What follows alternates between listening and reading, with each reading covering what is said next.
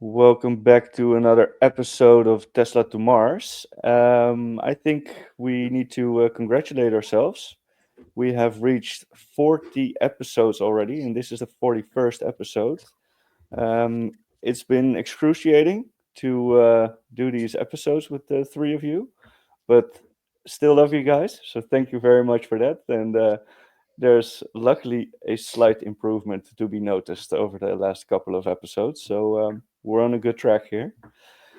Regarding last week, a lot has happened in Tesla land. What So you tonight, sound very enthusiastic, Case. Chris, What did you rewatch the episode with Kenny and Damien?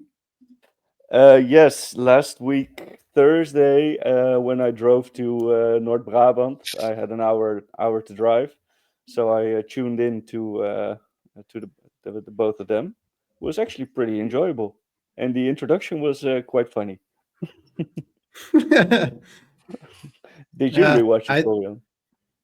Yes. No, congrats on It, passing 40 episodes and knowing each other now for a half year, gents. It's been a absolute pleasure to find Tesla nerds like you to discuss this kind of niche subject. So Likewise. Likewise. No, but for the last week, we have seen. I think that's a very cool topic: the 48-hour test drives to stimulate or boost sales. I think that's a very good thing to do because once you've had a sip of the juice, there's no way of going back. At least that's how I experienced driving a Tesla. And the first service center in New Hampshire is open, so it's a sales, service, and delivery center. We have seen spy shots of the new Model Y Performance, but also, I think more importantly, we have some spy shots of the new Tesla Model S Plaid on the Nürburgring here in Germany.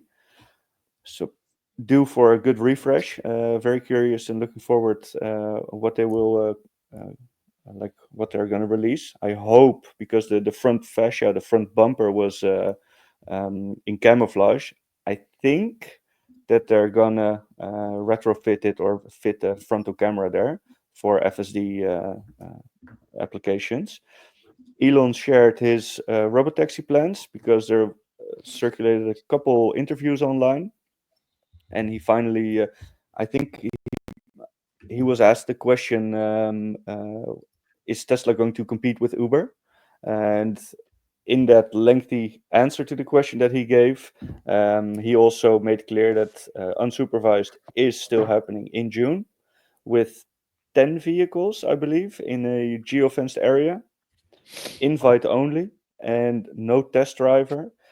And remarkable was that he said that it's not going to take intersections unless they are convinced that it will take them safely. So, not really sure what to make of that. But most importantly, Elon is back at Tesla. Wartime CEO activated. What do we think of that, guys? I think he changed his picture on X, right, to a wartime Kikius Maximus. So I think that's No, the let's say that. he changed it again to like a black slate.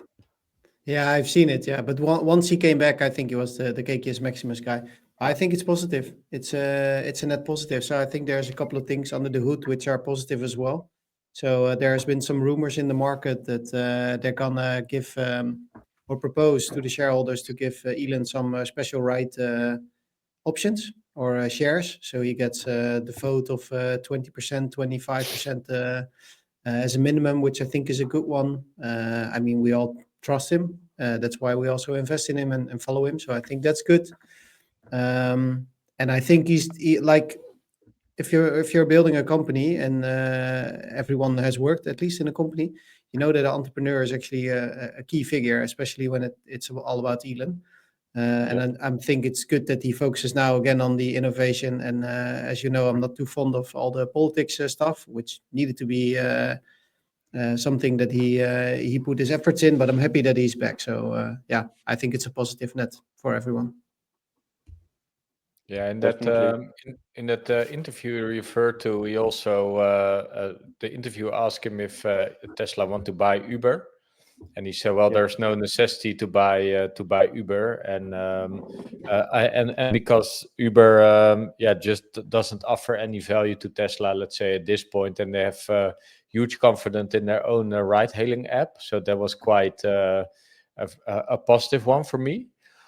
So that was great. And in the interview, Elon also said, "Well, there are a couple of critical technologies being rolled out at Tesla that I want to oversee." So that sense of urgency that we're currently seeing as Elon and the outside world portrays it probably as wartime CEO to make everything ready again for those technologies. Just what he said But himself. yeah, so super critical technologies. That was his post exactly. Must be super focused on XAI, and Tesla. So it seems to be a combination of everything AI driven. And I think one of the big things is, of course, FSD unsupervised. Because if you think about it, that's a very big leap for the company. It's the biggest value appreciation of a car in history, and the value proposition suddenly for a car that needs oversight or non-oversight changes a whole bunch of dynamics from insurance to probably sales to a lot of things. And I think that they must be so short on the ball with everything happening right there that's probably Elon's top priority. I think it's very good he came back. It's going to do a lot for the company, and especially in like crucial times like this unsupervised robotaxi, a lot depends on it. So it's, in my opinion, it's very good that he's back in business to oversee that the implementation and the rollout of this pilot is critical. Yeah, What are your thoughts on it, Florian? Yeah, Sorry. I think it has to do with more than only being back at Tesla. I think he never left. That's my first opinion. Because Yeah, okay. but for the perception, it's good that he also says on X, okay, I'm back 24/7. But I also think that he came to the realization that what he was doing with Doge is not really working, and that he actually had a perfect word for it. He said, "I've come to the obvious conclusion that accelerating GDP growth is essential." So I think he shifted his focus on not cutting costs anymore, but actually accelerating out of this debt spiral with a huge growth in GDP. And he actually says it's of course good, Doge, and it's a great work to postpone the day of bankruptcy. But the profligacy of government means that only radical improvements in productivity can save our country. So this word is profligacy. That's an amazing word to describe his feeling. It's maybe you can put it on the screen what the exact meaning of that word is. But it's like a deep rooted problem within our government, not only in the US but everywhere. You're talking about on right. And he's just learning that it's almost impossible to fight this. So that's what my 2 cents is about it. Yeah, and he can do more by accelerating GDP growth by going full focus on Robotaxi and Optimus, because that's where the GDP growth potential is, and he's in a better position to take care of that at Tesla than from within like a government advisory role, right? On the one hand, it's also a quite concerning message that that apparently the root causes of these problems are so severe that that Elon don't find it useful of his time. And I think obviously also he's now at 170 billion in savings, and they expect it to be at a lot more, but that is going to take a lot of pain. And probably you also has confidence in the people executing on that. But I was very surprised that he expects robo-taxis and FSD to already be influential on GDP level in 2 years. That's quite a bombshell, if you ask me. Yeah. Share that Well, feeling. I think that's exactly what he looked at, right? So, there's going to be midterms in like 1.5 years already. And I don't know everything about the system in the US, but apparently you only have until that time. And then like everybody starts preparing for the new elections. And I think the conclusion that he had is like, all right, I can go on with, let's say, the Doge and all the savings. And I think we've been vocal about that. It still lags a little bit behind the 2 trillion that they wanted to achieve. And it was like, all right, I can maybe save 1 trillion in 2 years, which I might achieve or not. Or I can add like, I don't know how many trillions to GDP in the next 2 to 4 years and make more of an impact. That's just how he looks at things. He's quite rational with those kind of things. So I think he just needed to see that. And then he's like, all right, where I'm gonna put my efforts and my attention. He always talks about like the lack of, or at least the bottleneck being execution power. And the more he's on top of things, the more they can get done. So Yeah, and it's also I think, and he said it multiple times. I'm just an advisor. I'm not an executor within the government, and he's just realizing that he's not an executor, and he's not able to get those executors to think in the same way that he's thinking. And it's just I just try to find the meaning of the word profligacy, but I got it on screen here. yeah, Let's reckless see. extravagance. yeah. Yep. The act of spending resources such as money or time in a wasteful or extravagant way, often characterized by a lack of care or concern. Exactly. Sounds like your life case. Yeah, definitely. But like I share completely your thoughts here, Florian, because he came to the realization that even if the Republicans have like this overwhelming power of both the House as the Senate, still like moving things is way too slow. So he said it correctly. Like, I think I've done enough. And the Doge path is a good path. And it's in essence it's very good, but still painstakingly slow.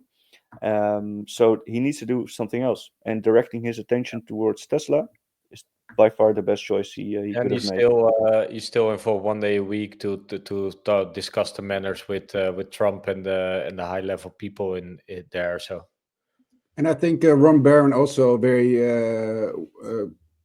described it very vividly as well. He said the image that we have of Elon, not we, but the people around the world, is Elon with a chainsaw and this black shirt, and it's not the image that Elon needs to have. That's what Ron said. Ron said Elon is a builder.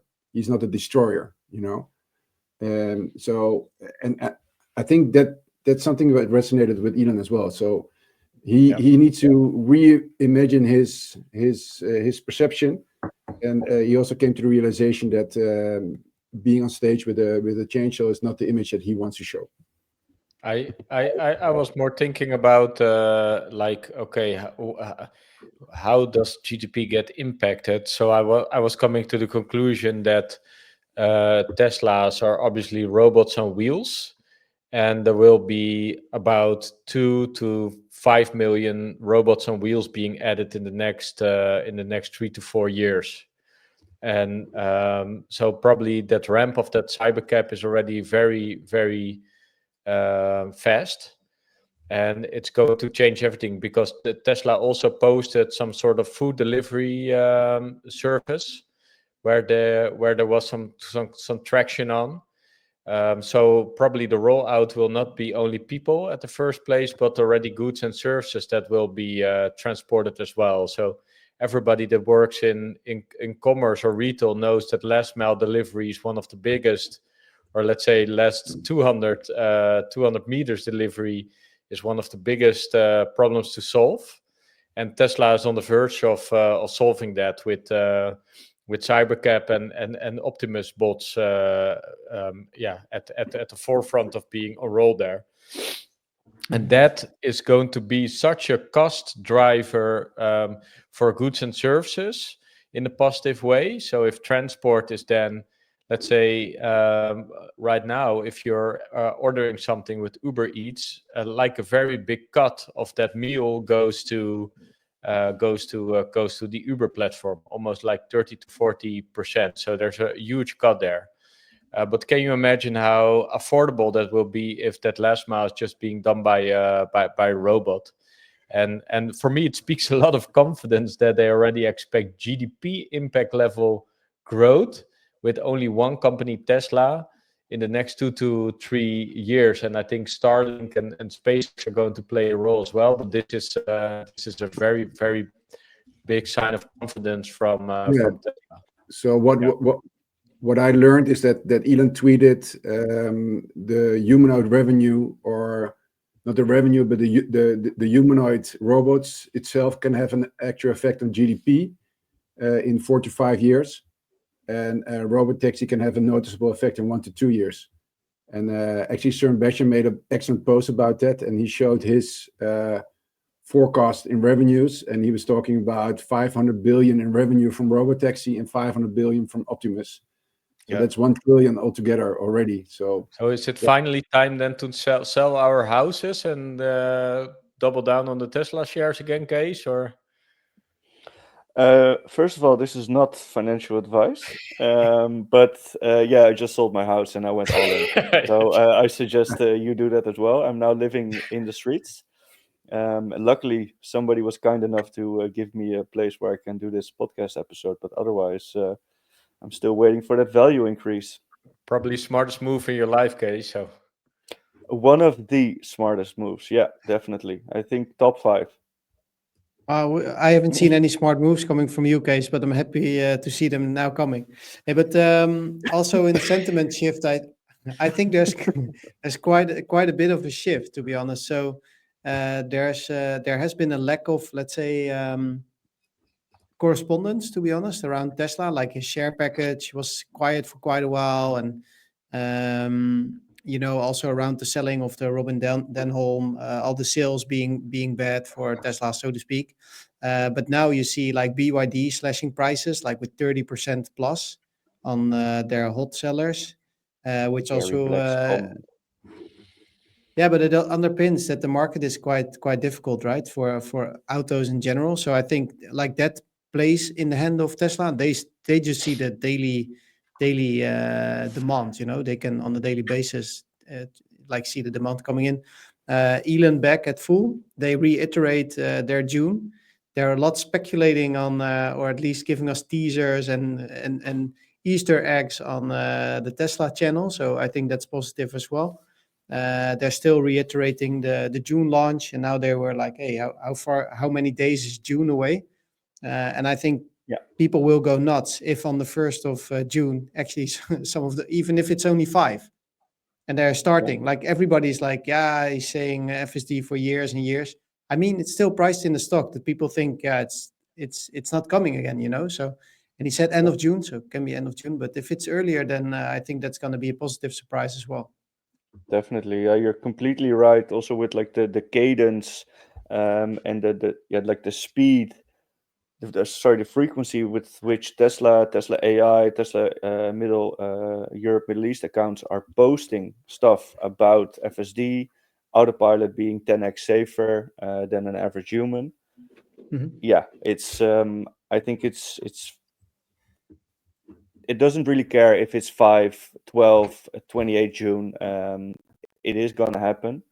And he had one comment that really stood out, like that's in that CNBC interview. I'm trying to well, that's another one, Kees. You can get it up, and happy to get your take. But he's getting more vocal in the news as well. So he's quite a good marketeer. And Damian, maybe you can like chip some in here as well. But every time when there's something big or a new model or whatever, he gets on podcasts and stuff way more. Same with the Trump stuff, So once he backed up Trump, he went to the Joe Rogan podcast, etc., etc. So.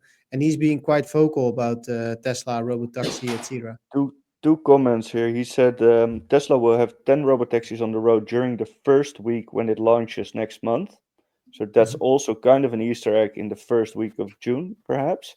Then it will grow from there. Will probably be 1,000 robo-taxis within a few months. That's bullish. And also he said hundreds of thousands of Teslas in the US will be running unsupervised FSD in 2026. Yeah, that's a big statement. Yeah. Yeah, it is. So I think all good news, and you see more people who've been, let's say, skeptical on the robotaxi launch.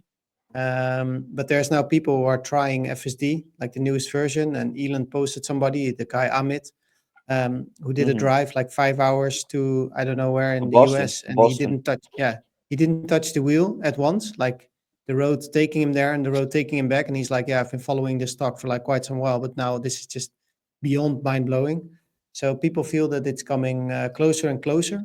And over the past couple of days, there were a lot of, let's say, insightful podcasts as well. So there are some rumors that Tesla is planning to get like the Goldman Sachs and the JP Morgan and all the analysts at the end of Q4 in the Tesla factory to show how Optimus is doing. So they're super bullish on that as well. And they were like, yeah, what's going to happen if JP Morgan and Goldman Sachs come in and they see like all of this working, So, and they want to get that word out. So Goldman Sachs likes to have a piece in the news which says like, hey, Tesla price target now $1,500. I don't know what, Optimus is coming. It's like they like that attention as well. So I wouldn't be, let's say, I wouldn't be surprised if we see that towards the end of the year. Like let's see how it all pans out, but the timelines are coming into fruition, and they're sticking to it. So I think that's all positives as well. Regarding that Optimus, one of the AI team members at Tesla, think I'm pronouncing his name correctly, Murtaza Dalal, he stated, I want to make clear how crazy impressive this result is. We can now do bimanual dexterous manipulation across a wide range of tasks with barely any data on these skills coming from teleoperation. As we know, teleop does not scale, but turns out human video does. This means Optimus can now rapidly pick up new skills with significantly less effort than before. What's next? You guessed it. So that's also super bullish and ties in perfectly with your comment about big investment firms getting a piece of the pie and look inwards into Tesla and Optimus. Yeah. Well, we've seen some updates there as well, right? And we've seen Optimus dancing now and doing some actually like helpful stuff, like useful things, cleaning, that kind of stuff. So he's already doing more at home than you, Kenny. That's not too difficult. I think our dog even does more at home than I do. At least make less of a mess than I do. But yeah, like did you see the video of the competitor of Unitree? There's this kid. He's actually playing on a manual, and he's trying to learn this Unitree to box. Yeah, I've seen it. Yeah. I'm getting it on the screen right now. Yeah. No, not this gonna happen. This is the boxing game, but there's also this kid. It's actually training this bot, which is. I'm getting it up on the screen right now. Which makes you think, okay, this is so cool, because this is actually a kid playing with a toy, but the kid is actually training the system. So can you imagine how fast this goes? I mean, this is... Yeah, it's insane. Kind of feels like this show you had on television like 10, 15 years ago, BattleBots, But now it's with real humanoids. Yeah, and with a real human actually training this guy. Yeah. This humanoid. Hey, look who responded. Yeah. When can I order you for my sons? Let's hope he replies quickly, Florian. Yeah. Well, the only thing is that you see quite a lot of these videos coming from China, right? I mean, there's not a lot of videos other than Figure AI showing some stuff, and then Tesla. But I have the feeling that in China you have like hundreds of robotics companies and autonomous companies, etc. I'm not sure where they are compared to Tesla and Do you guys know how figure, much but- this robot costs? You can order it online right now. 12K. yeah, maybe 20K, 30K. Yeah, around that figure. Yeah, Are but you if are you you guys go- open to become a shareholder of this humanoid together with me? Only an optimist. Well, it's a starting price, and what I've heard is that it doesn't last for too long, so you cannot, like, the actuators are not that strong yet. Okay. But the Chinese just start shipping, so seems So to we be have to wait. still a little. We have to wait. Yeah, exactly, before it comes. And But, then It's also it's a lot of learning money as well. You learn what it's capable of and what Sure. it opens your mind. Yeah, it does 100%. I also think it's interesting that something, Florian, you have been very vocal about energy being, let's say, the currency of the future, and it's very important. You've been hammering on that as Mr. Green in the group. I think there's coming a lot of, let's say, news popping up around this fact. Also, Elon stating we need a terawatt of compute for XAI, and like scaling up the energy part there. Can you maybe give us a little bit of insights on what it did when you read it, and how it, let's say, connects with the story and the stuff you've been reading about in the last, let's say, couple of months and last couple of years? Yeah, so this image says it all. So the current demand for AI is already as big as the total US energy generation. And this is projected for 2030. That's one piece of this picture, but the second piece is actually the red line of China, and the dotted line is even more important, is the power generation growth curve. Yeah. So the US at this moment is going to stay flat, and China is going to exponentially grow in power generation. So it's all about creating more energy. And there's also this slide, I don't know if we have it here, but the GDP of a country is coupled to the energy production capability of that country. Yeah, this one. This one? Yes. Yeah, exactly. Yeah, this Yeah. is very interesting. Yeah, so the capability of a country to actually create more energy will also increase their GDP. And the slide before this, it also showed the number of solar panels needed per person to get to this number of energy generation. So if every person in a country would have had 10 solar panels, you would be in the top GDP of the number of countries. So the correlation between GDP and energy generation is already obvious, but it's going to be more and more obvious when you also put in account that an Optimus bot could run on one solar panel for a whole day. So energy is not directly correlated to labor at this moment, but in the future, energy will be correlated to labor. So Which in essence, it already is. Yeah, So exactly. Yeah, but the biggest hurdle, the biggest problem, and that's why Elon came up with this idea, is there are actually two. Is one, how do I get to 1 terawatt of compute, but also 1 terawatt of energy? So those are the two problems that need to be solved. And that's what Elon has been talking about the last 2 weeks, which intrigues me a lot, because this is coupled to what we have been discussing 2 weeks ago as well about the stellar economy. This is what the stellar economy is all about. If you can get energy ramped up as quickly as possible, and the way you can do that is actually getting cheap energy in place. That's going to be your leading indicator for your GDP growth. Yep.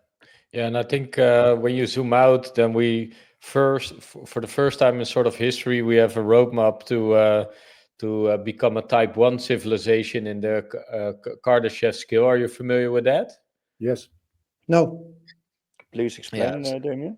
Yeah, sure. So the Kardashev scale is a sort of measurement of a civilization power, and this is a great visualization with countries being mapped there. But the theory is you have a Type 1, Type 2, and Type 3 civilization. And a Type 1 civilization is being able to harness all the energy that a planet maximally can consume. So, for example, we have a giant nuclear reactor in the sky, right? So the sun. And the sun just beams a few a few beams towards Earth, and if we can harness all that energy, including energy that we can have from nuclear reactors, etc., we can become a Type 1 civilization.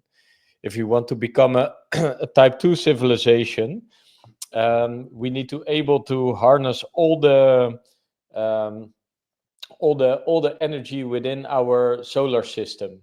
So then it's basically now we have just one beam of the sun that we can harness, but if we can harness all the energy that the sun has, that's a lot, then we can become a Type 2 civilization. And a Type 3 civilization is a civilization that can harness the energy of a whole galactic. And that sounds quite crazy, but those are let's say, at least the Type 1 civilization part is now something where Elon has a roadmap to. And to become a Type 2 civilization, first of all, we need to become multiplanetary, of which tonight we have a presentation. So that's very exciting. But then if we can harness then more with, let's say, solar panels that can be put in the sky, for example, all to run all the compute that we have. So I'm not quite sure that everything needs to happen on Earth. Can be something that can be launched in space as well. So you have sort of giant AI compute centers that just Starlinks beams back to the Earth. But you know, it can be just be cooled much easier. It's way cooler in space. So cooling is a giant problem, and Tesla has the capabilities to do that. So it can harness a lot of energy, a lot of compute, by sort of having a vision like, okay, there's a roadmap to become a part 1 civilization, but there's actually already also a roadmap to become a Type 2 civilization and harnessing everything in our solar system. And that sounds ridiculous, but right now we cannot comprehend the solutions that 1 terawatt of AI compute is going to bring us. And the only thing what we can do is, and the only way that we can become a Type 3 civilization is basically by AI and robotics coming up with spacecrafts, etc., to explore sort of new territories in the universe. So I think my speculation will be is that curve will go very fast. So we will go from a Type 1 civilization to a Type 2 civilization, let's say within 25 years. And then we will become a Type 3 civilization already within 25 years again. So that's a sort of me on LSD extrapolating this kind of stuff. But I think that's where we're heading towards if we think about it. So it's not like Damien, my LSD mind sees this world with one giant solar panel around it flying. Is this the Type 3 that you're looking at, or? Yeah, then with all AIs in space, being cooled, like just like in the sauna, you need to cool your balls. In space, you need to cool your AIs. Yeah, but in one of these what's images, the solution to cool your balls in the sauna, actually? Sorry? What's the solution to cool your balls in the sauna? What's your solution? Apparently you have a deterioration in your sperm quality if you sit in the sauna too long. So you need to cool your. So I don't have solution. What's your solution to that? How Kenny, do you cool your balls? Where's this going? Where is this heading to? I just Well, want to you have- know how he does it. I'm gonna distance myself from it. Look, we can talk about type 3 civilizations, but this is type 1 civilization problems that we need to solve first, Yeah, Florian. yeah, So- No, that's, but you're completely this right. was also in the test community. Actually, Tesla Boomer Mama asked it. She said, Yeah. I cannot answer this, but maybe you can answer it. How do you cool your balls in the sauna? Well, you Ice have this packs. this box, Ice pack. this wooden box with the water that you put on the coals, right? Yeah. You can stick it in there. Like if you fill it with ice water just before you get in, like Sort of- within sort those of 15 ice minutes. ice bucket challenge, but then just for your genitals. Just slightly teabag that bag of water. Teabagging. So, okay, Yeah. that's the solution.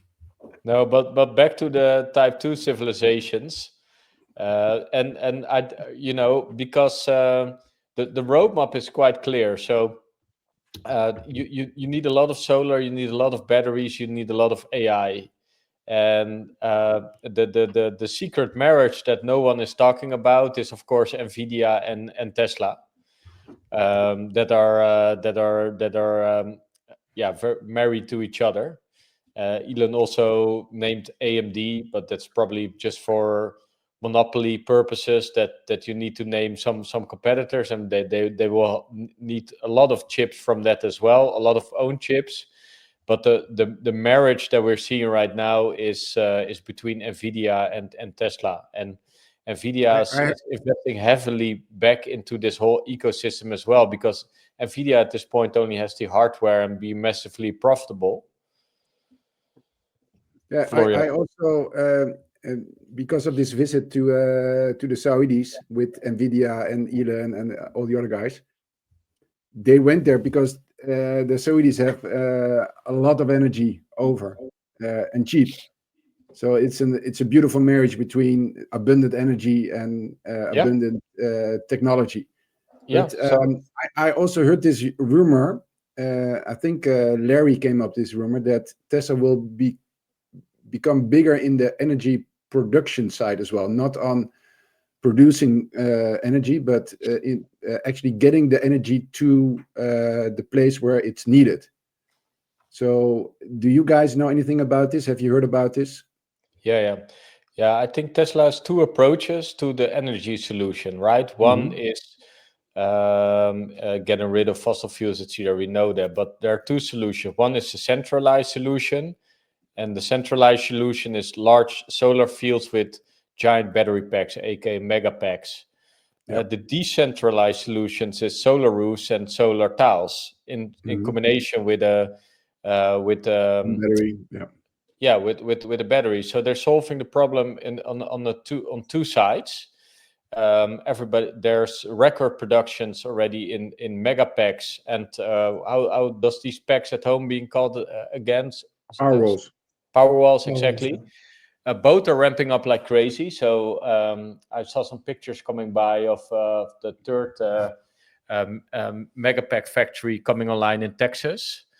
But they can be used for AI purposes as well. And in the marriage of Nvidia and Tesla, Nvidia realizes that the only way to get more clients at a certain point is to get more energy, because it cannot be utilized by just the US. So they need to partner in energy, and Tesla is the ultimate partner to do that.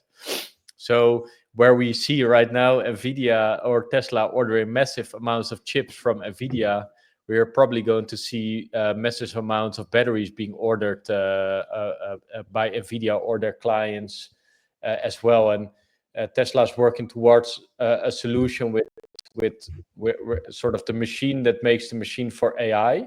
So I also think that for AI, Tesla is not going to only have a centralized solution, so building massive amounts of energy themselves. But I think Robo-Taxi will be tied in there with the compute of those cars being available at some point.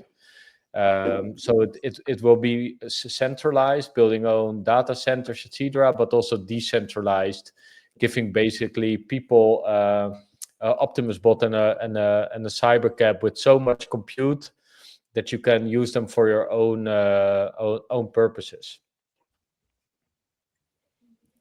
Well, I actually had so now you say that, Damian, there was I went deep on Amazon. So Amazon back in the days was always having a high multiple, you know. So it's a little bit off track of the agenda, but I think it's important to stress.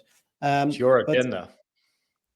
no, it's our agenda. But I'm happy you're shoving it in my face now, right now. But nevertheless, so I went quite deep into Amazon, and if you look at Tesla, everybody's saying, yeah, PE this, PE that, you know, but they're still like investing quite a lot. Same as for their cash flow. Everybody's like, yeah, but they only have a cash flow of what is it, 15 billion a year? It's like worth $1 trillion. How can it be, et cetera, et cetera?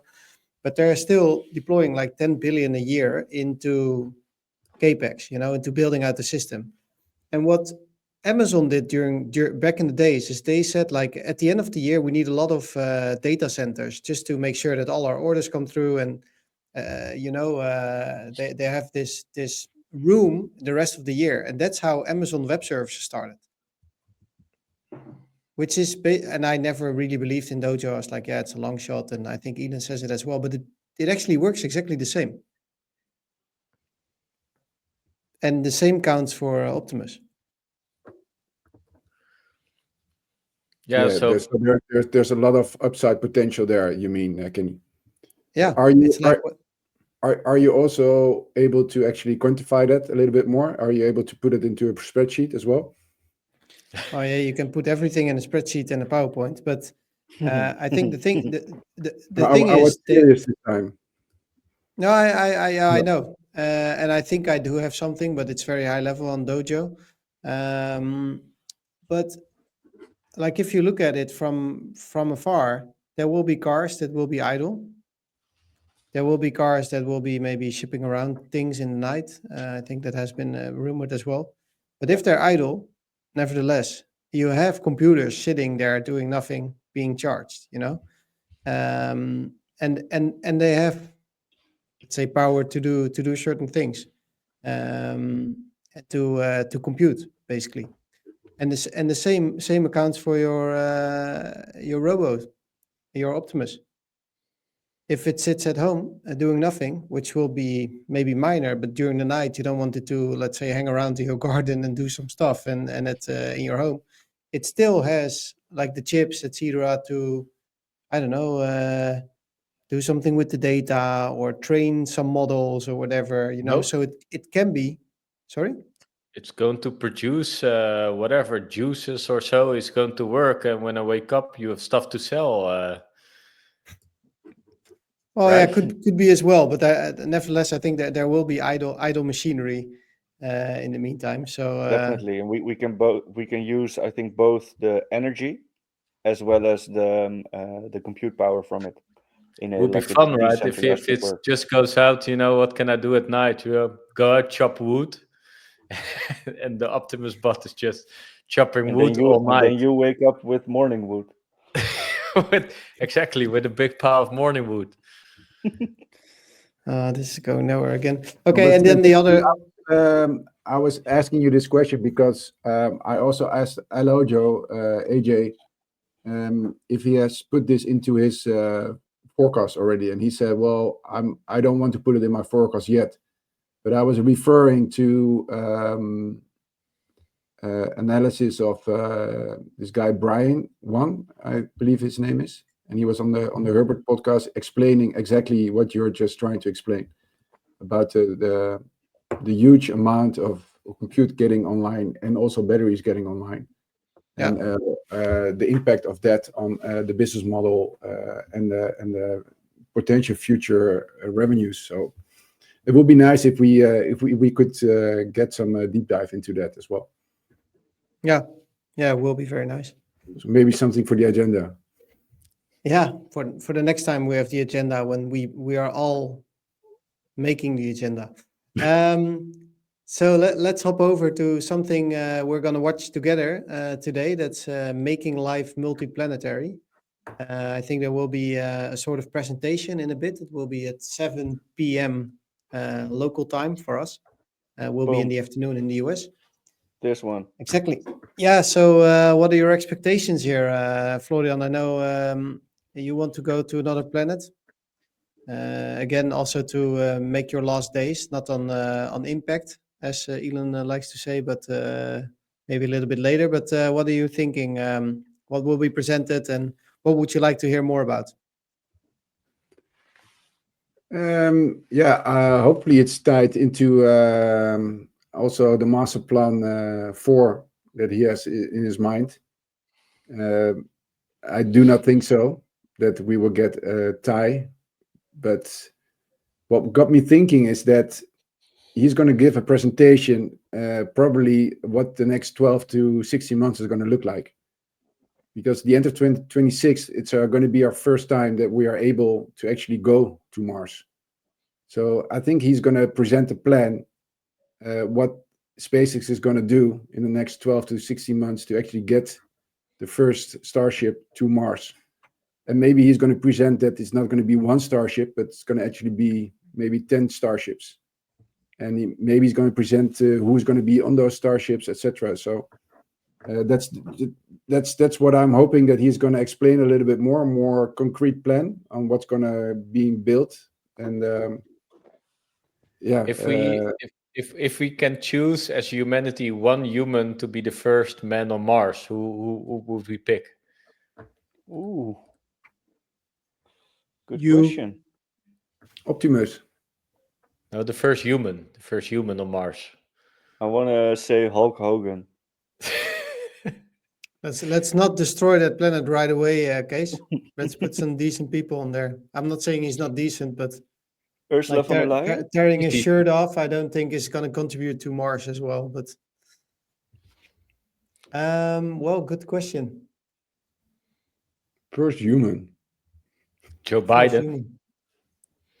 No, he'll be sleeping all day.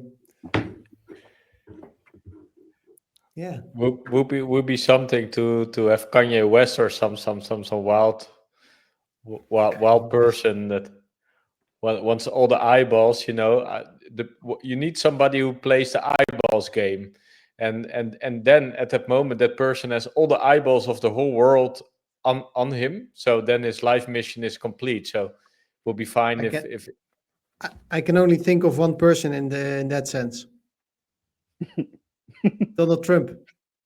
It's gonna have all the eyeballs. all the eyeballs. We got him.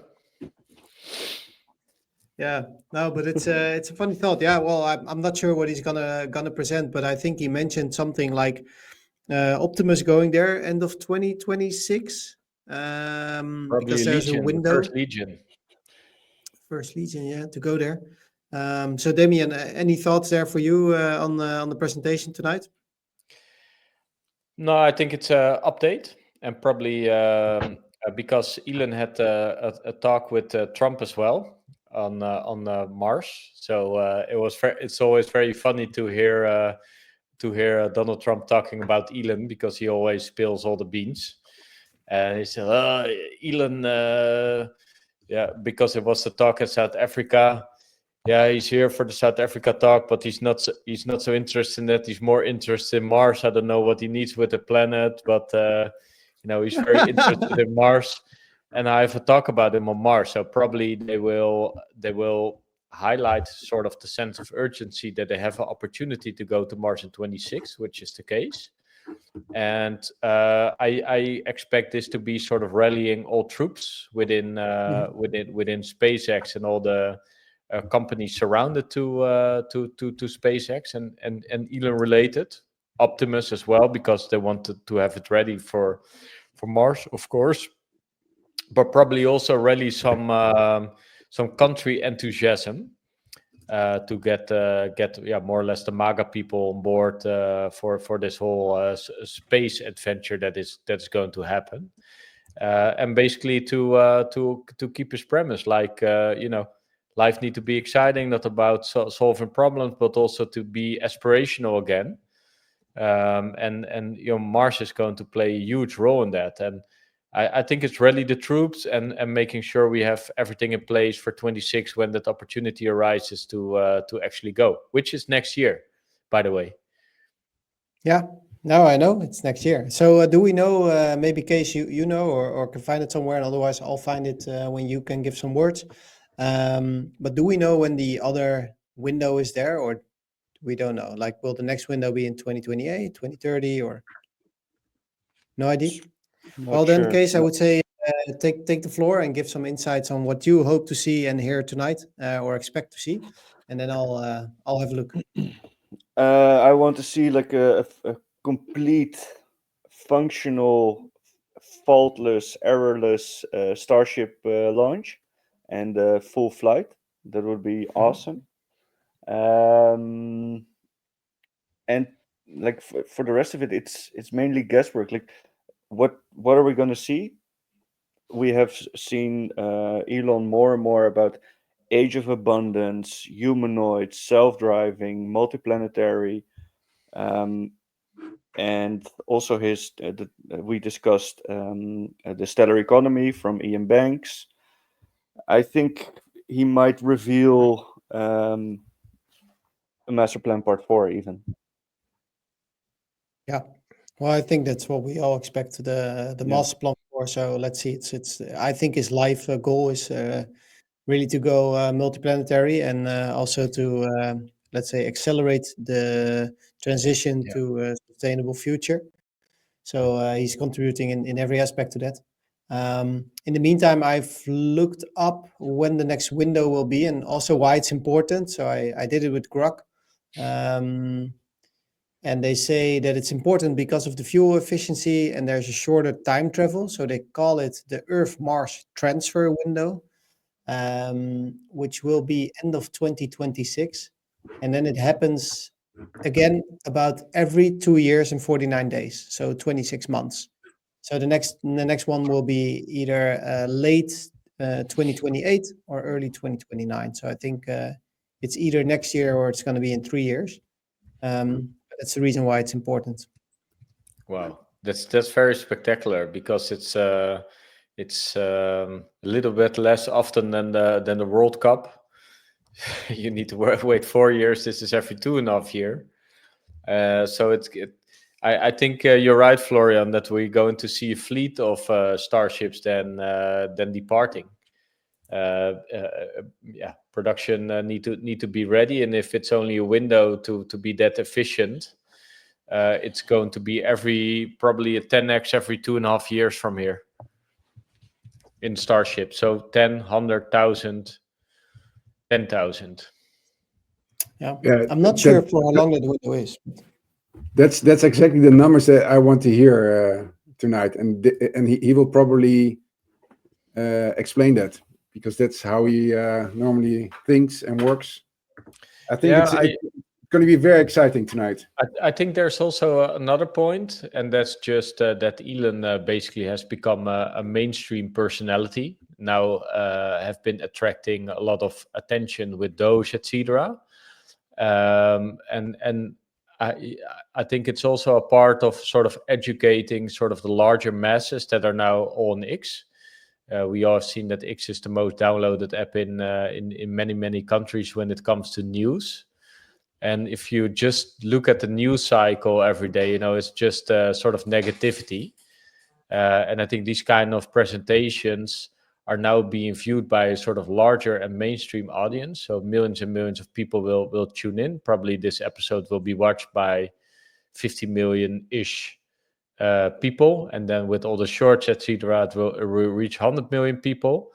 And I think that alone is already a very positive impact on that. So I'm very happy that sort of I don't expect many new things for people that are following it as closely as us, but it will be very much giving clarity about this thinking to a larger audience. Yeah, no, I agree.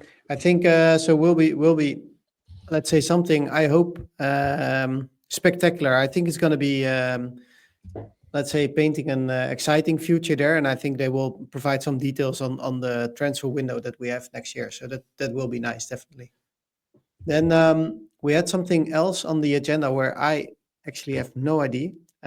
So that's always good. But it's about the Cybertruck in China. So the person who put it on there, I'm not sure if it's Florian, Damian, or Kees. Can you take the floor and share some details there? There's a Cybertruck spotted in China.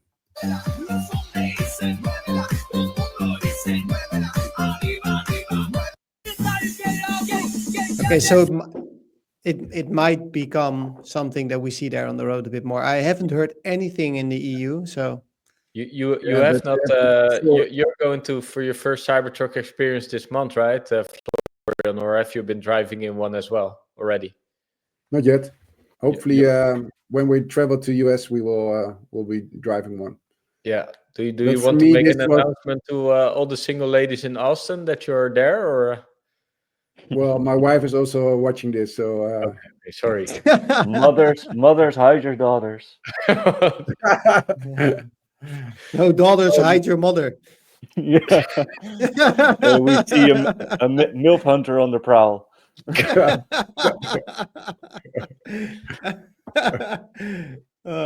Sorry.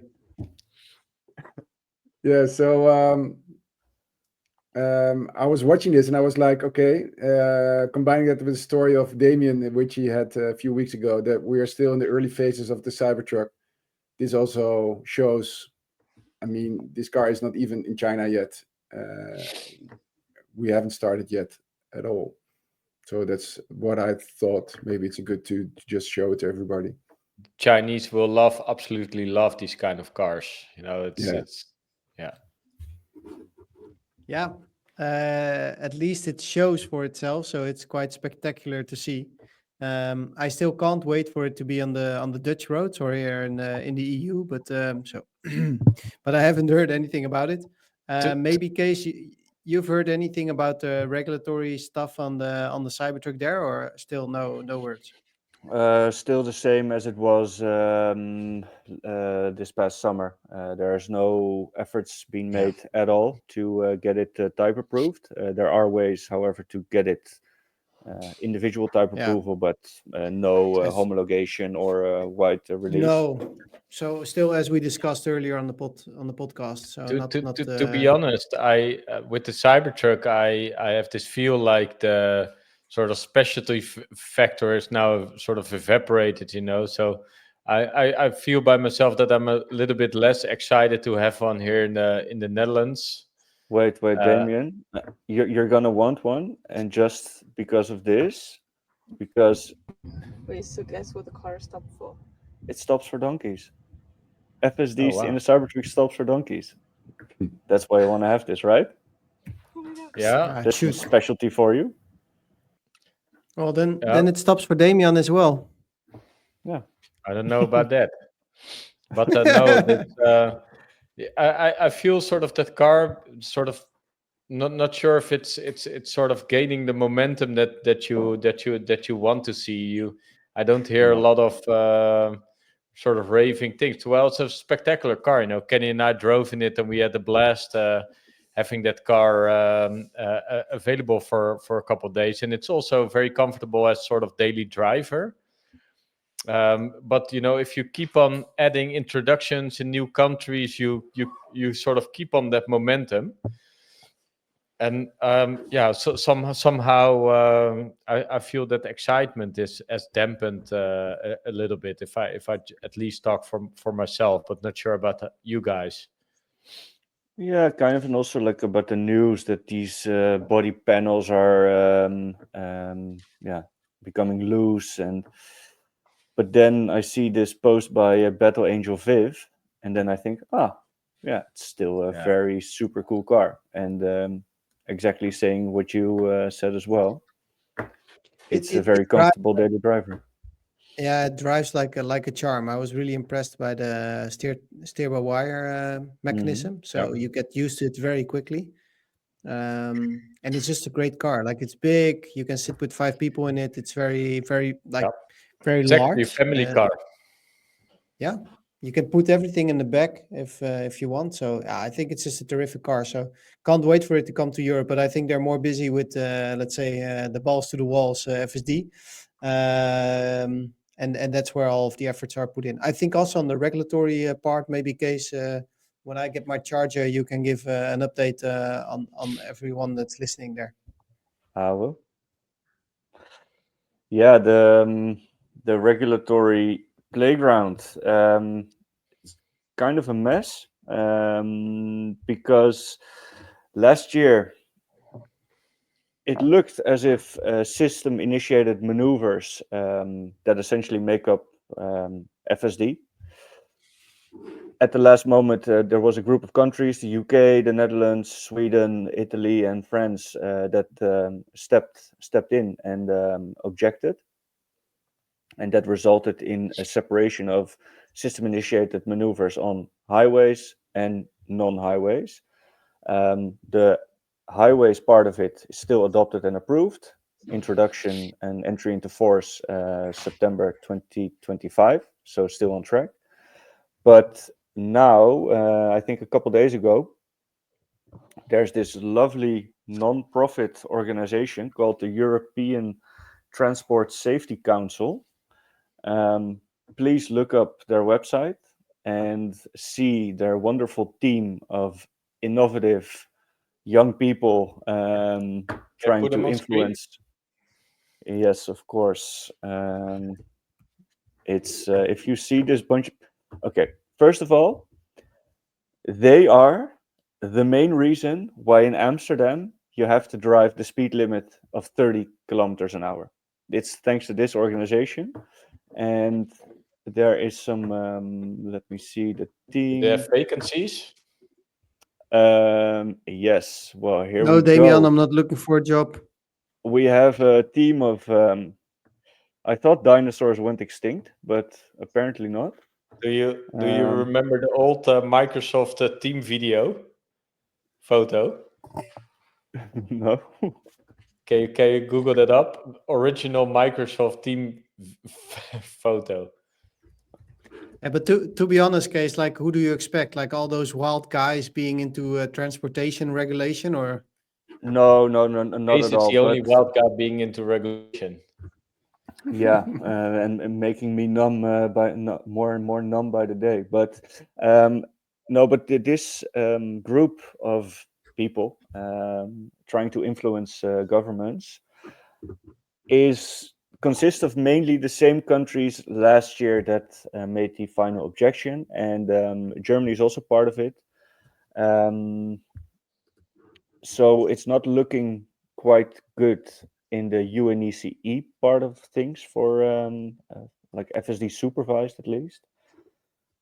But I have some stuff coming my way in the coming days and coming week that might be a little bit better.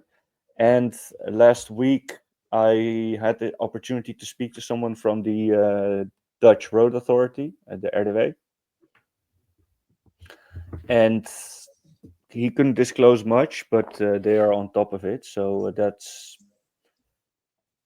all I got actually. if you Big if you news. would have to give a rough estimate, Case, when do you think it could be? Like, if we're positive, when will it be accepted? And if we're negative, when will it be accepted? Or on the roads? Let's say in the most positive scenario, and all the data they gathered in all the different countries, there should be like a vote, let's say March 2026, and it's adopted as well. Like the vote would be in a couple months from now, and then the adoption would be in March, and that means 6 months after adoption it goes into force. So I think January 2027 for unsupervised or supervised is a reality, is a possibility, but that coincides directly with the legal framework for unsupervised. So yeah, it's all the same right now. Yeah, we need Okay, to so make a Jan meme. 2026. We need to So make seven. a meme like EU regulation, and then the Bill Gates photo of like, if you want to use lose your boner fast, then just stick to the EU regulation.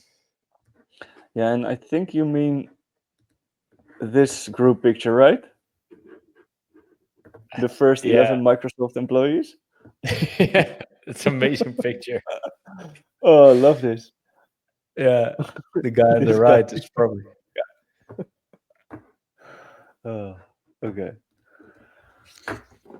All right. Well, thanks for the insights there, Kees. Super exciting, and of course, we want to dive in deeper, but we have an agenda to follow. So let's move on to the next Yeah, item here. this Thursday I'll be in an episode of Brian from Futuraza. So if you want to know more, I'll be explaining it there.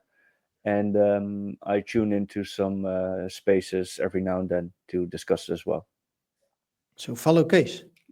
All right. Then the next on the agenda, I think let's go there first. So to the BYD burn. So we've already, let's say, mentioned it once, but BYD is slashing their prices up to 30%.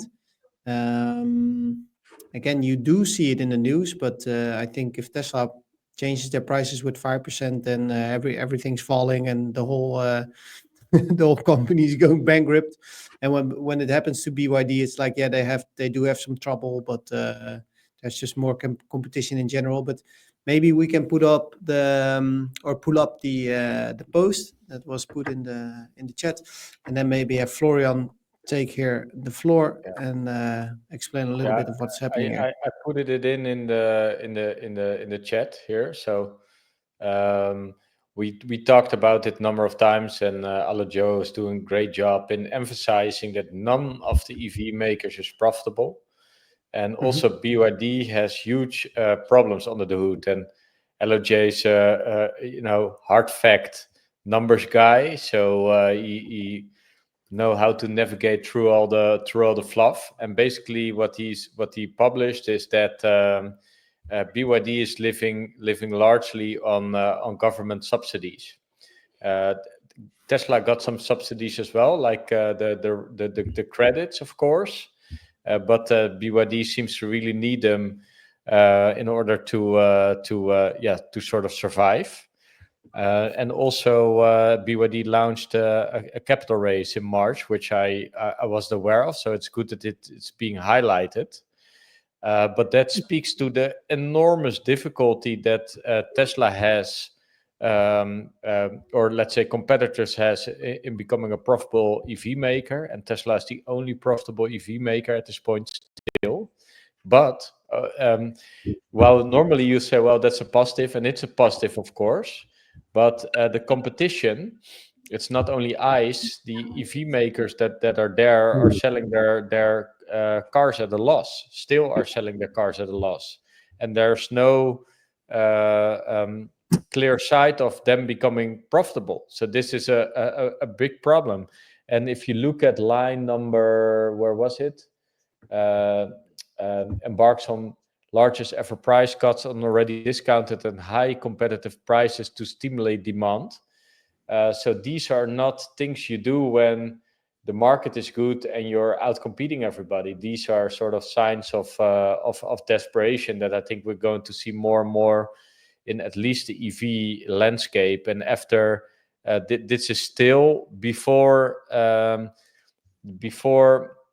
full self-driving being unsupervised, and unsupervised can become a giant demand leap for Tesla. It's still speculating, I know, but if you just think about it, how more attractive a car becomes when it becomes unsupervised, then these car makers have just huge problems. So I'm very curious to follow that. And BYD is being sort of hyped in the media. If you ask me, it's a company that exists already long, and they're doing much more than electric cars. But as a sort of pure EV player, this is definitely not. Yeah, not so that I've also read that article from AJ, and I've posted a photo in our app, so maybe somebody can bring it up. But everybody is in the perception that Build Your Dream is a pure bready electric vehicle maker, but it's not at all. And that's why I wanted to bring up this chart. It shows that the Build Your Dream is actually selling a lot of plug-in hybrid electric vehicles.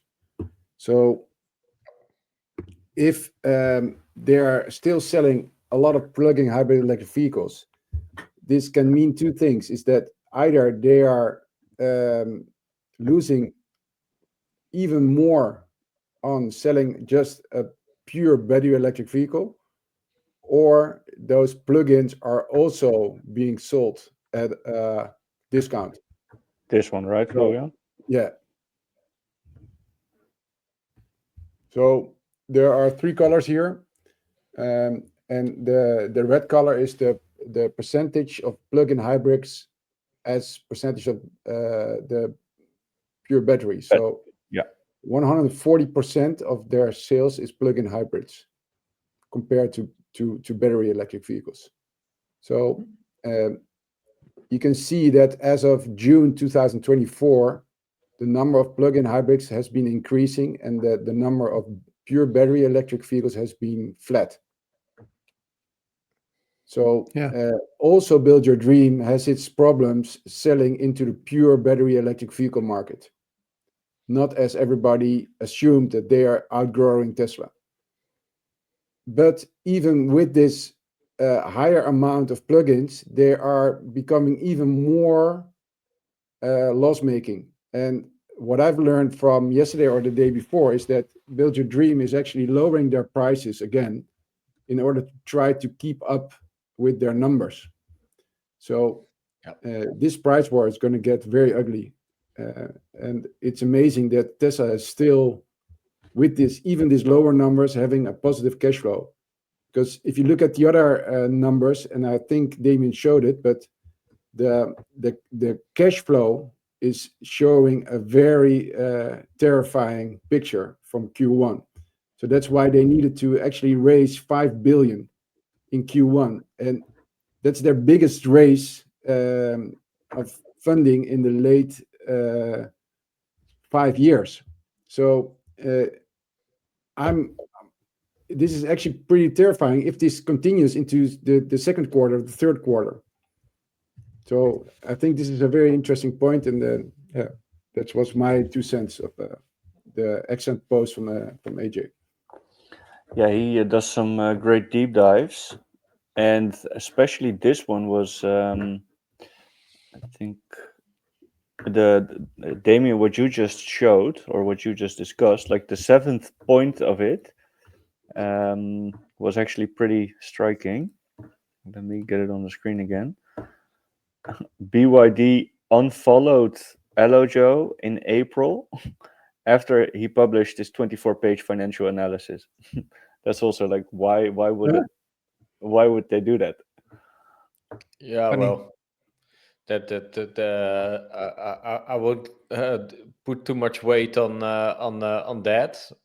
No, of course not. But it's like he must have like put his finger on a sore place. I'm not sure if that's the correct wording. that gives The same place as the humanoid button. I think Tesla has always been so much on their feet, and that also says like why you need like the type of CEO that Elon is, because you need to be very nimble to adjust to the market at every moment. It's just very hard to enter this this market. And what I think that Tesla invented basically is a whole new business model, because if they have battery production that exceeds the demand for cars, they can use it for energy, right? So that kind of luxury none of these other car makers have. So they can keep up, and Tesla also has a very lean lineup, just a Model Y and Model 3, right? And okay, a handful of other cars, but the other ones has a lot of cars to maintain, and it's so difficult to market the way the others do that. So on every axiom that Tesla can optimize, they're optimized as super lean, and that also says like the Tesla is investing heavily in capex and in FSD, like Kenny says, but also still building a strong cash position, especially for these tougher market conditions that we are in already for let's say 1.5 years, and that has to do with people selling at a loss. I had that in my e-commerce business a couple of times, that you had competitors where we knew for sure that they were selling things at a loss, and then it's just very hard to compete with that because many customers are price driven. right? So, and then you know all about that. There was also a gap with the second-hand market that is then becoming very attractive. So you're not only competing with lower priced cars, but also against your own vehicles, basically, by second-hand cars becoming attractive. So yeah, I think Warren Buffett always said, like, I try to stay away from two type of businesses. It's airplane businesses and cars, because those industries are just like massively competitive, and people can undercut prices and do all sorts of short-term practices that can really harm your business. Yeah, and Tesla Very is the tough. only one who is like strong enough, the only company for like multiple quarters or years in a row giving like high profit margins. So they have the reserves to take a hit, and they can even lower costs and still stay positive. But what's really striking to me, like that shows the strength of Tesla, is when did they turn like cash flow positive? I think that's 2022 or 2021. No, earlier. No, before, 18, earlier. I think in 18? 2019 too, they had their 2018. first. Yeah, and then like the I think it's big boom 2019. came after 2020, and then they've grown that position like crazy. So they are very well positioned to enter this storm, right, Damien? Yeah, well, they and of course on the verge of new technologies then breaking through, and we're talking about technologies on full self-driving cars, right? So that's of course a big one, but also other technologies like the unboxing and the sort of lower cost vehicles that are still on the verge. So yeah. And the volume of Tesla is increasing, so they can just order more batteries. And in one of the earnings calls of last year, Elon said, well, we actually now see an oversupply of batteries on the market because EV players are not ordering batteries anymore, or at least not in the quantities that they normally do. So they have it's a big problem for them, because they have ordered they lowered their orders for their EVs because they're loss making on the EVs. So they try to appear innovative, appear coming with new models, appear being on the forefront of all of this. But in the meanwhile, if you order less batteries, you cannot suddenly have like all those batteries in your warehouse, right? Because it takes, for I think the supply chain for cars are about 180 days at least in advance for many parts. So that means at least a half year of planning in advance, or even longer, sometimes even 9 months, to get the goods in your warehouse. Is massively complex.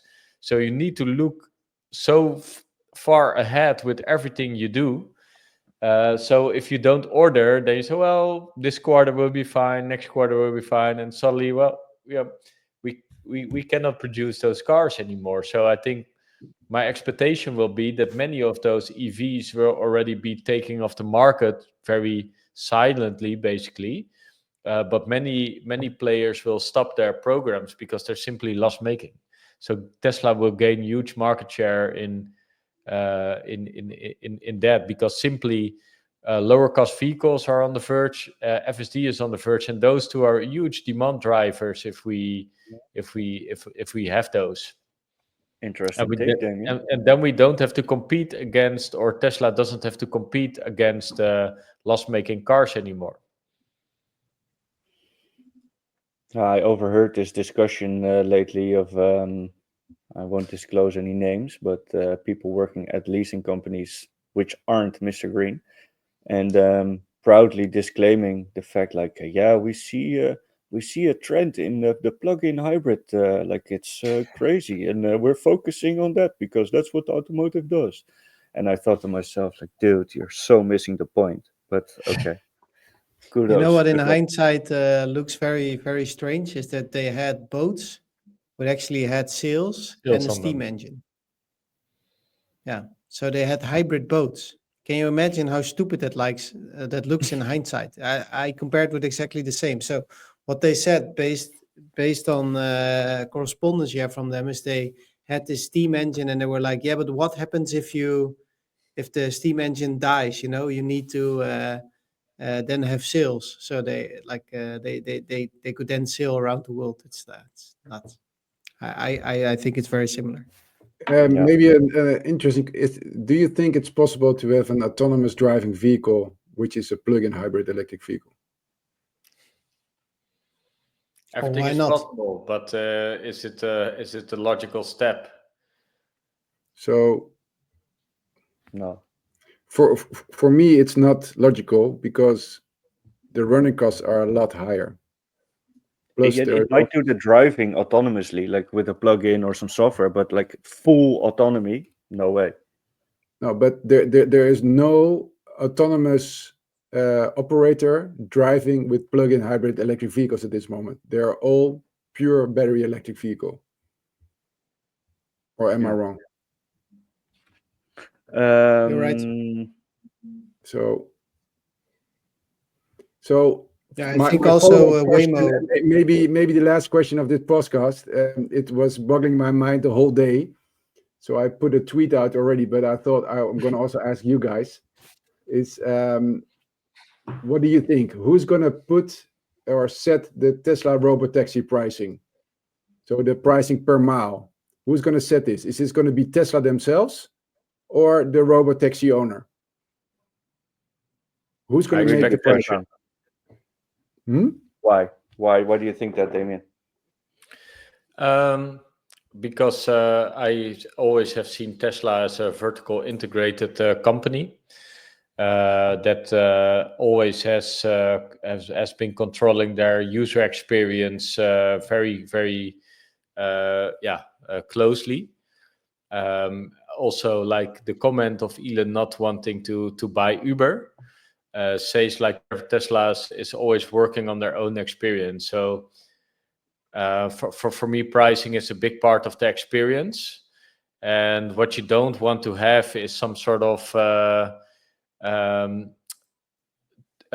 festival tickets or concert tickets kind of situations where demand is extremely high and supply is very low, and then people taking sort of crazy cuts out of the prices they have, right? So, for example, I experienced that a couple of times of festivals and with some outages on Schiphol, on the airports. And then the cab drivers are very smart because they say, well, we can 5x our price from now because, who else is going to bring you? But that's actually a terrible customer experience, right? So, and I think Tesla wants to be in their own control their own destiny there. So I have a question, because Elon also refers that the Tesla rideshare business model will be like a combination of Uber and Airbnb. And I live in Zandvoort, which is next to the Formula One, and I rent out my house through Airbnb. And when the Formula One is actually visiting Zandvoort, the prices of the houses are exploding. So indeed, what you're saying is true. But why did Airbnb choose for this model that their homeowners were able to set their prices? And how do you see this with the remarks Elon made about it's going to be like a hybrid model between Airbnb and Uber? So if I'm a taxi owner, am I able to set the price, or will the price be set by Tesla? Yeah, I think it's a good question. For me, it's a sort of short-term window where this is going to occur a lot. So in the beginning, we're obviously very much we're very much into into a situation where there's a shortage of supply of cybercabs. I don't know how the ride-hailing app will be, so maybe we're not in a shortage and the whole fleet wakens up. We need to see that. That's of course a different question. But for me, this also reminds me on Amazon again. Their incentive was to have as many as customers as possible to adopt to their marketplace. And the way they do that is by having really low prices.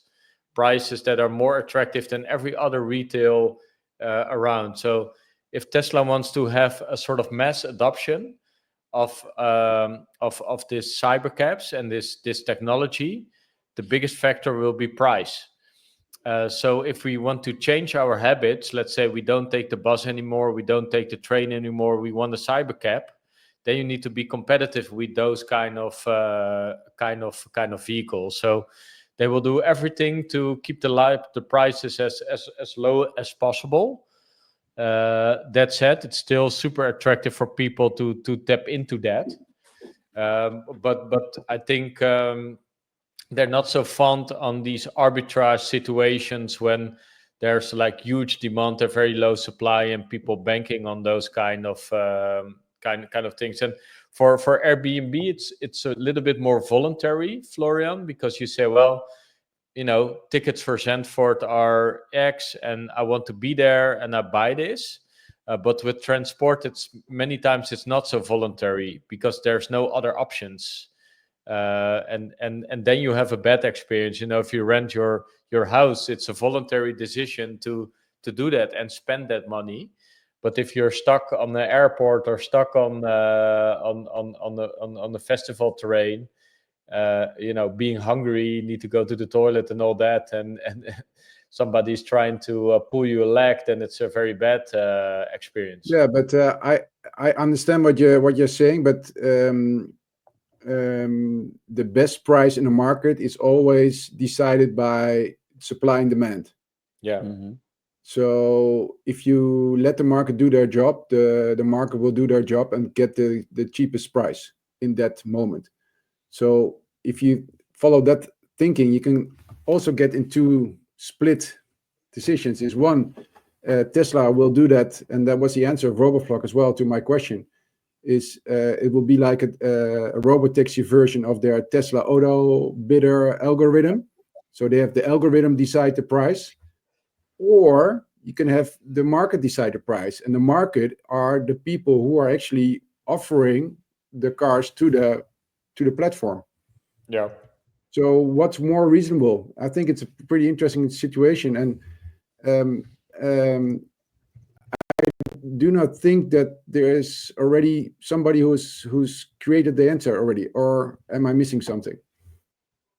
No, but probably will be clear very soon on the ride-hailing app. And I think you're right as well, because we've seen that with the supercharging network as well, right? If the stalls are just very full, they up the prices to distribute the load a little bit to other stations, and so it makes sense to a certain point. But not having like these cowboy practices in the market. That's probably something that will be avoided. For example, Amazon, as well as very, very strict guidelines on how to sell on their platform, right? So they always try to drive the lowest cost in certain categories. And if you, for example, offering your product on another platform, your own platform for a lower price, they give you a penalty because of they want to have the lowest price experience. Or, for example, what they also do is that you cannot up your price too aggressively, because on Amazon you have these kind of glitches all the time, where suddenly you can be a shortage. You can track your competitors if they still have stock or not, and based on those kind of rulings, you can up your price. Let's say with 10 cents, 20 cents, a little step by step. But if you do it too aggressively, you will be basically being kicked off the algorithm again. So it's a very sensitive play. And that's the reason, because Amazon has one promise, that they want to offer you the lowest possible price as possible. And that was for Amazon a huge driver to, let's say, outcompete whole the retail. And Tesla in the long run wants to outcompete trains, airplanes, cars, all for forms of transport will be competition for Tesla in this situation. In the beginning, it's a gimmick, and people want to try it, and we can have like Waymo prices. But in the end, if you really want to transform transport, the decision will be made with price. So, for example, if Kenny is traveling to Amsterdam back and forth, if that ride only costs him, let's say, $10, he will immediately probably sell his car, because then he can just do ride hailing and change his behavior. If it's not cheap enough, why should he sell his car? It can make some money, but you want to have a price that is so low, that is below cost of ownership of existing car ownership. And maybe that takes 2 years, 5 years, 10 years, I don't know, but that will be the ultimate situation where you want to be. So many unknowns of this business model. Yeah, there are. It But will hopefully become. unfolding soon.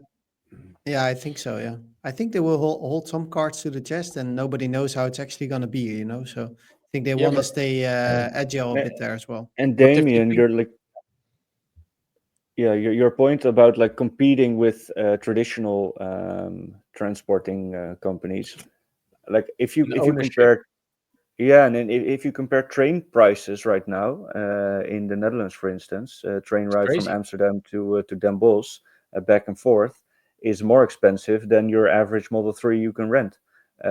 So a Robo-Taxi future will go at least 50% under it. And I was exactly discussing this with a friend of mine a couple days ago, who doesn't really see the future yet, but he said, yeah, that there was this taxi company that provided Schiphol taxi, and he did the first big order of, let's say, 100 Tesla Model S's back in 2013. But Tesla, the biggest monopolistic taxi providing service in Amsterdam, if you want to take a cab from them at Schiphol Airport, and I drive from Schiphol Airport to my house, that's, I think, a 15-minute drive and not even 8 kilometers. I pay 80 euros. And if I use a Uber, it's going to cost me 40, 50 euros. If I take a Bolt, it costs me 25, 28, 30 euros. Imagine the possibilities of having all the privately owned vehicles and the Mr. Green owned vehicles readily available, circling around Amsterdam, to have a 24/7 availability, no annoying cab drivers, always in time, never canceling drives, at a price point like a quarter of or like half of what Bolt is doing. Boom, it's going to disrupt so much. Yeah, but in the end, you Hey- want to compete with car ownership, right? So you want to you compete with cabs, of course. That's interesting, but in the end, it needs to be so attractive that you say, you know what, I'm not going to buy a car anymore. I'm just going to use these solutions. And then these, two things are really, really important. Like your price point is super important. Like your running cost, it should be way lower than owning a car. But availability, the car needs to be available within 2 minutes whenever you decide to take the grab car. you by the TAS, transport as a service. That's immediately the competitor, of course, for traditional ownership. Yeah. Hey guys, I need to jump in a bit. To how 'cause high? I have to. Not so high. Just have to jump in my car, which is a Model 3, which is lower, so not too Can high. you jump in your Tesla these days? Higher than you are tall. So Yeah, and it's definitely time now to stop. This is a perfect moment. Cool. I need to jump too. I do see that the presentation is already up at the SpaceX X account. So in an hour it's there. 5 before 7 it starts local time. So yeah, I'll speak to you all guys in a bit. So that will be exciting. Thanks, gents. Fingers crossed. Thanks for this 41st episode, and I love to see you all again soon next week. Cheers, guys. Bye-bye. Right.